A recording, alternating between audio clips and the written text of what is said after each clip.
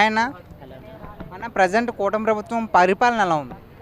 పరిపాలన అయితే బాగానే ఉందని చెప్పుకుంటాను. కానీ ఓట్ ఎలక్షన్ అప్పుడు చెప్పిన దానికి ఇప్పుడు చెప్పిన దానికి వ్యత్యాసం ఉందని అనుకుంటున్నానన్న. అప్పుడైతే అన్నీ చేస్తారు, బస్సుల్లో ఫ్రీగా ఇస్తారు అలా అంతా చెప్పారు. కానీ ఇప్పటికీ సంవత్సరం అయిపోయింది, ఇంకా అవంతా అలా పెట్టినారు. దానివల్ల ఓకే, ఇంకేమేం చేయాలనుకుంటున్నారు? స్పెసిఫిక్గా ఏమి చేయాల్సిన అవసరం లేదన్న. ఎలక్షన్ అప్పుడు ఊరికే చెప్పి ఓట్లు వేసుకునేసి ఆ తర్వాత సైలెంట్గా ఉండిపోవడం కన్నా చెప్పకుండా ఏమి అన్యాయాలు జరుగుతూ ఉందో ఇంతకు ముందు వాటిని ఆపేస్తే చాలు. ఇప్పుడు బస్సులో టికెట్ పెంచేయడం, అమ్మఒడి ఇంకొక వడి మాఫియాలు ఇస్తామని చెప్పడం, పెట్రోల్ ధరలు పెంచేయడం, అలాంటి రుణమాఫియాలు ఎటువంటిది ఇవ్వకుండా పెట్రోల్ ధరలు, బండ్లు, డీజిల్, అంగడి సరుకులు ఇవి రేట్లు అలాగే పెట్టింటే కూడా సాధారణ వాళ్ళకి అది కంఫర్ట్గానే ఉంది. ఓకే, మరి గత ప్రభుత్వంలో రోడ్లు బాగాలేదనే కంప్లైంట్ ఎక్కువ వచ్చింది కదా, ఇప్పుడు ఓకేనా మరి? ఆంధ్రప్రదేశ్, తెలంగాణ. ఆంధ్రప్రదేశ్. ఆంధ్రప్రదేశ్లో టీడీపీ ప్రభుత్వం అయితే రోడ్లు బాగానే చేశాయి. దాంట్లో అయితే ఆంధ్రప్రదేశ్లో టీడీపీ ప్రభుత్వాన్ని సపోర్ట్ చేయొచ్చు.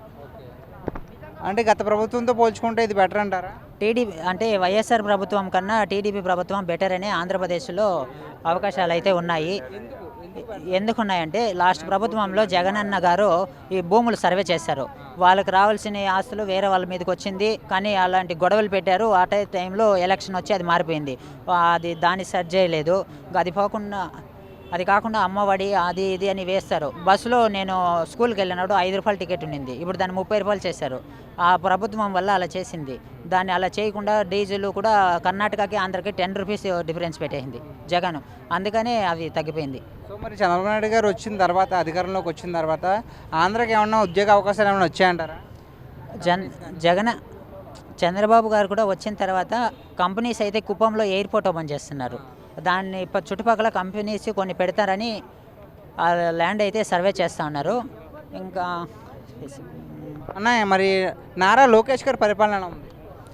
నారా లోకేష్ గారి పరిపాలన అయితే అమ్మఒడి అలాంటి వల్ల వేస్తామని చెప్పి లాస్ట్ ప్రభుత్వంలో అది పడకుండానే కొందరు